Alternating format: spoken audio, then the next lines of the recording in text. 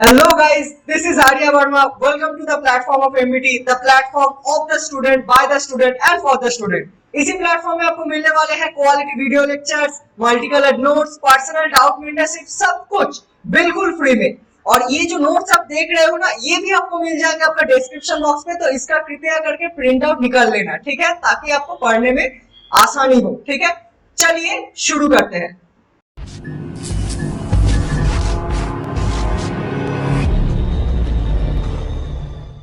चलिए, तो आज हम पढ़ने वाले हैं गोल्डन रूल्स ऑफ अकाउंटिंग, जिस पर ये जो पूरा अकाउंटिंग सिस्टम है ये आधारित है। ठीक है, तो यहाँ पर हम सीखने वाले हैं the basic, the fundamentals of the rules of debit and credit.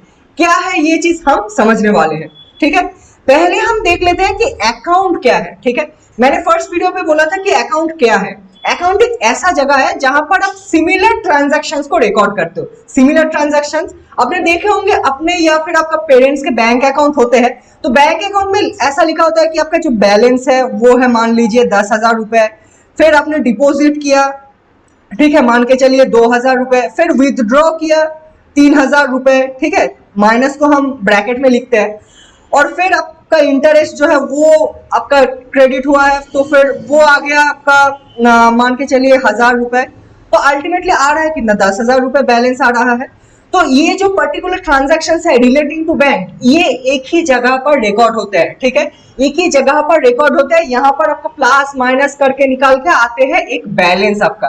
तो बिजनेस ऑर्गेनाइजेशन में सिर्फ और सिर्फ बैंक का नहीं बल्कि हर एक ट्रांजैक्शन का, हर एक एस्पेक्ट का अकाउंट क्रिएट किया जाता है। ठीक है, आपका सेल्स हो गया, परचेजेस हो गया, बैंक अकाउंट हो गया, कैश हो गया, आपका डेटर्स क्रेडिटर्स, कुछ भी हो जाए, जो भी ट्रांजैक्शंस का कोई भी एस्पेक्ट हो। एक ट्रांजैक्शन का कितना एस्पेक्ट होता है, 2 एस्पेक्ट होता है। तो एक एक ट्रांजैक्शंस का जितना भी एस्पेक्ट हो उनके लिए हम अकाउंट प्रिपेयर करेंगे। ठीक है, अब अकाउंट तो क्या है वो हम समझ गए। अब अकाउंट कितने प्रकार के होते हैं वो हम देख लेते हैं। ठीक है, पहला आता है आपका पर्सनल अकाउंट। ठीक है, पर्सनल अकाउंट यानी जो कि रिलेटिंग टू पर्सन होता है, रिलेटिंग टू पर्सन, और ये एक चीज यहां पर ऐड कर लेना, और रिप्रेजेंटिंग अ पर्सन। ठीक है, रिलेटिंग अ पर्सन और रिप्रेजेंटिंग अ पर्सन, इसका मतलब क्या होता है मैं अभी आपको समझाता हूं। ठीक है, रिलेटिंग अ पर्सन मतलब कि कोई भी person, X Y Z, Ram Shyam, कोई भी पर्सन, कोई भी पर्सन, तो वो उसका जब अकाउंट प्रिपेयर किया जाएगा तो वो होगा पर्सनल अकाउंट। ठीक है, वो नेचुरल पर्सन भी हो सकता है, यानी हमारे जैसा, ठीक है, जिसके अंदर खून हो, जो चल सके, जो बोल सके, या फिर आर्टिफिशियल पर्सन भी हो सकता है। आर्टिफिशियल पर्सन मतलब कोई भी ऑर्गेनाइजेशन, मैंने बोला था कि ऑर्गेनाइजेशन भी एक अलग एंटिटी होता है, एक अलग आइडेंटिटी रहता है उसका। ठीक है, तो वो ऑर्गेनाइजेशन, वो तो चल नहीं सकते, वो बोल नहीं सकते, वो हमारे तरह डिसीजन नहीं ले सकते, वो नेचुरल पर्सन नहीं है, वो आर्टिफिशियल पर्सन है। तो उनका भी जब अकाउंट्स हम प्रिपेयर करेंगे, मान के चलिए XYZ private limited, XYZ corporate, ABC limited, जो भी वो ऑर्गेनाइजेशन का हम अकाउंट प्रिपेयर करेंगे तो वो भी पर्सनल अकाउंट भी माना जाएगा। ठीक है, अब आते हैं इम्पर्सनल अकाउंट, जो कि पर्सन को रिलेट नहीं करते हैं। इनका भी 2 प्रकार होता है, रियल अकाउंट और नॉमिनल अकाउंट। ठीक है, रियल अकाउंट मतलब जो एसेट्स को दिखाते हैं, एसेट्स को दिखाते हैं। हाँ, मैंने बोला था कि एसेट्स होता है आपका एक ऑर्गेनाइजेशन का प्रॉपर्टी। ठीक है, अब एसेट टेंजिबल भी हो सकता है, इंटेंजिबल। टेंजिबल इंटेंजिबल मतलब, टेंजिबल मतलब जिसको हम छू सकते हैं, ये पेन मेरा प्रॉपर्टी है, मैं इसको छू सकता हूं। ठीक है, तो ये टेंजिबल हो गया। इंटेंजिबल मतलब जिसको हम छू नहीं सकते, जैसे कि कॉपीराइट हो गया। कॉपीराइट आपका एक प्रॉपर्टी है, आपका जो भी बुक है, जो भी किताब है, जो भी नोट्स है आपका, वो कोई रिपब्लिश नहीं कर सकता। आप अपना एनसीईआरटी बुक देखे होंगे, नीचे लिखा हुआ रहेगा कि copyright NCERT is not to be republish, this is not to be republish. तो वो क्या है, वो भी एक प्रॉपर्टी है। तो कॉपीराइट को क्या आप छू सकते हो? हाँ, कॉपीराइटेड मटेरियल को आप छू सकते हो, लेकिन कॉपीराइट को क्या आप छू सकते हो? नहीं। लेकिन फिर भी वो एक एसेट है एक ऑर्गेनाइजेशन का, तो वो भी हो जाएगा आपका एक तरह की एसेट। तो हर एक एसेट का जो हम अकाउंट प्रिपेयर करेंगे वो हो जाएगा आपका रियल अकाउंट। ठीक है, तीसरे में आता है नॉमिनल अकाउंट। नॉमिनल अकाउंट्स हर एक एक्सपेंसेस, लॉसेस, इनकम, गेन्स। चलिए एक बार और बोलिए, एक्सपेंसेस, लॉसेस, इनकम और गेन्स। ठीक है, ये चारों चीज का अकाउंट जब हम प्रिपेयर करेंगे तो वो हो जाता है आपका नॉमिनल अकाउंट। ठीक है, एक्सपेंसेस का एग्जांपल रेंट मैं भाड़ा दे रहा हूं, वो मेरा एक एक्सपेंसेस हो गया, तो वो भी नॉमिनल अकाउंट। लॉसेस, मैंने एक मशीन सेल किया तो मेरा लॉस हो गया, तो वो एक लॉस हो गया, तो वो भी एक नॉमिनल अकाउंट हो गया। इनकम, इनकम मतलब मैंने कोई कमीशन रिसीव किया, मैंने कोई सैलरी रिसीव किया, तो वो हो जाता है मेरा इनकम, तो वो भी एक मेरा नॉमिनल अकाउंट हो गया। गेन्स, गेन्स यानी कोई मैंने मशीन सेल किया, पिछले बार मेरा लॉस हुआ था, अब मेरा प्रॉफिट हो गया है, तो वो प्रॉफिट भी हो गया मेरा नॉमिनल अकाउंट, ठीक है। तो ये तीनों अकाउंट्स है, personal account representing a person या फिर relating to a person, real accounts assets, और nominal accounts income, losses, gains and expenditure, ठीक है।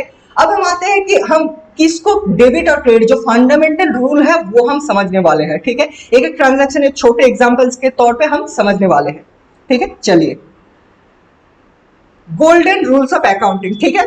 वो कहते हैं कि पर्सनल अकाउंट जब भी इन्वॉल्व होते हैं, पर्सनल अकाउंट जब भी इन्वॉल्व होते हैं, पर्सनल अकाउंट का डेबिट कब करने वाले हैं? डेबिट जबकि वो रिसीवर हो, यानी कुछ रिसीव कर रहे हो।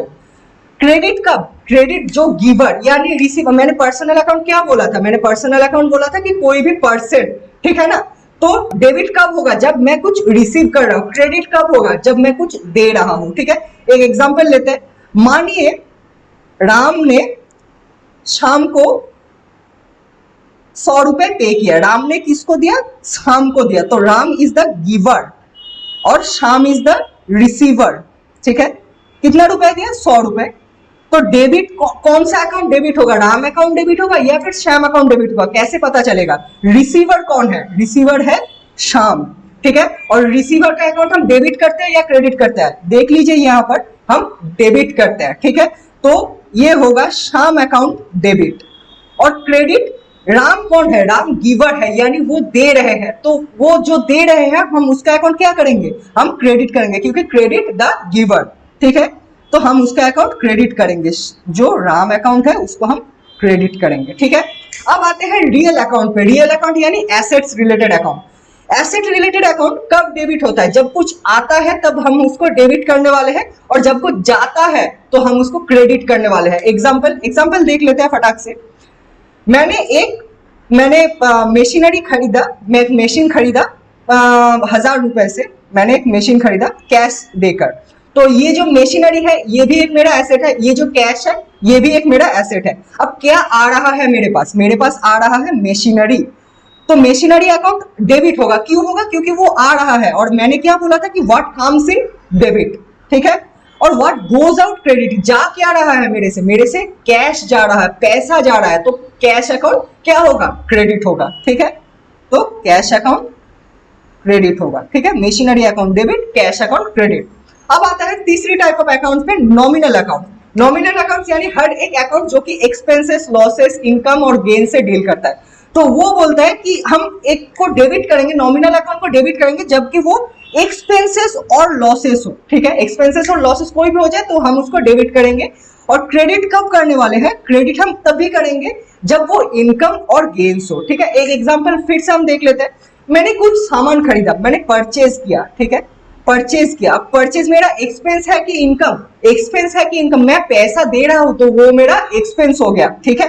तो एक्सपेंस हो रहा है मेरा, तो वो परचेज अकाउंट को मैं डेबिट करूंगा या फिर क्रेडिट करूंगा? मैं डेबिट करूंगा, क्योंकि वो मेरा एक्सपेंसेस है। और कैश को ऑब्वियसली क्रेडिट करूंगा। मैंने यहां पर ही समझा दिया कि कैश मेरे से जा रहा है, ठीक है। इनकम भी वैसा, इनकम मैं सेल कर रहा हूं, ठीक है। मैं कुछ चीजें सेल कर रहा हूं, तो मेरे पास क्या आ रहा है? मेरे पास कैश आ रहा है, ठीक है।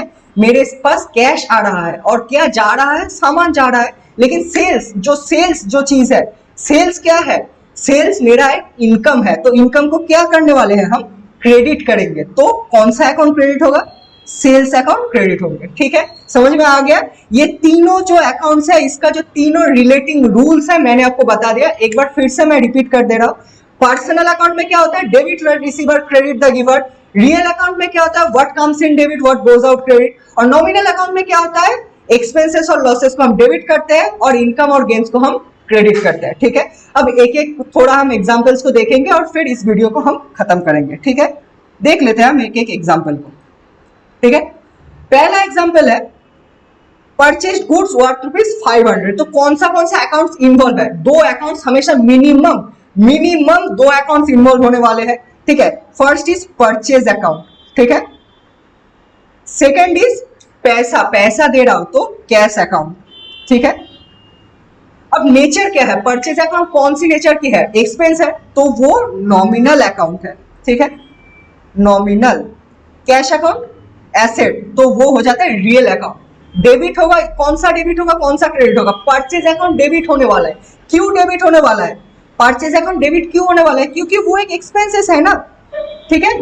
और कैश अकाउंट क्रेडिट होने वाले हैं। कैश अकाउंट क्रेडिट क्यों होने वाला है, मेरे से कैश जा रहा है, real account what goes out credit, ठीक है, तो गोज आउट। समझ में आ गया आपको। दूसरे एग्जांपल पे हम जाते हैं। सोल्ड गुड्स फॉर ₹4,000, मैंने सामान बेचा, मेरे पास 4,000 रुपए कैश आया, ठीक है। तो कौन सा अकाउंट इन्वॉल्व है, सेल्स अकाउंट और फिर से सेम वाला कैश अकाउंट, ठीक है। सेल्स अकाउंट फिर से एक नॉमिनल अकाउंट है और कैश अकाउंट फिर से एक रियल अकाउंट है। अब कौन सा डेबिट होगा, कौन सा क्रेडिट होगा, कैश मेरे पास आ रहा है कि जा रहा है, मेरे पास कैश आ रहा है, मैंने गुड्स बेचा तो कैश मेरे पास ऑब्वियस सी बात आएगी ना, तो कैश आ रहा है तो वो वाला अकाउंट डेबिट होगा, कैश अकाउंट डेबिट होगा।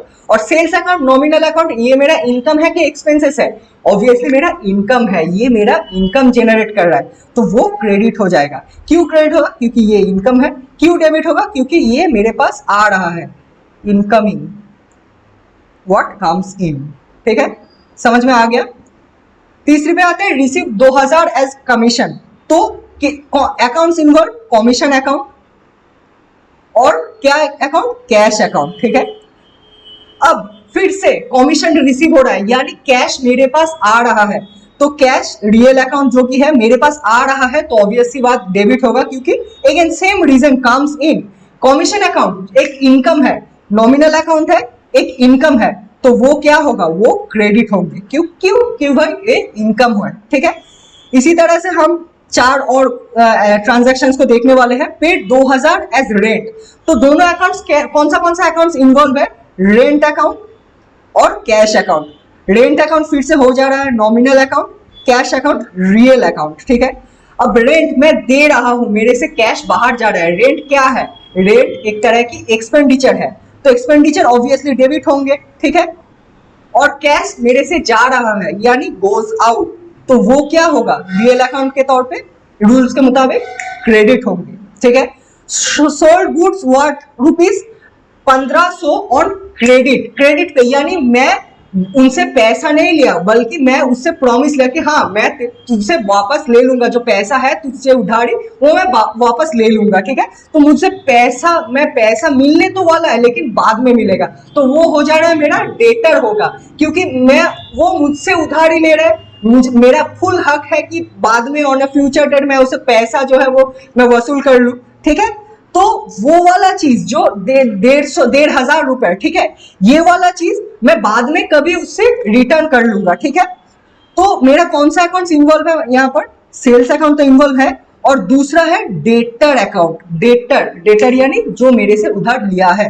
डेटर एक तरह की एसेट होता है, क्योंकि वो मेरा प्रॉपर्टी है, मैं कभी भी उससे लिक्विडेट कर सकता हूँ, मैं कभी भी उससे पैसा वापस मांग सकता हूँ, ठीक है। तो डेटर अकाउंट वो हो जाता है आपका रियल अकाउंट, सेल्स अकाउंट आपका नॉमिनल अकाउंट। कौन सा डेबिट होगा, कौन सा क्रेडिट होगा, डेबिट होगा ऑब्वियसली मेरा डेटर, ठीक है।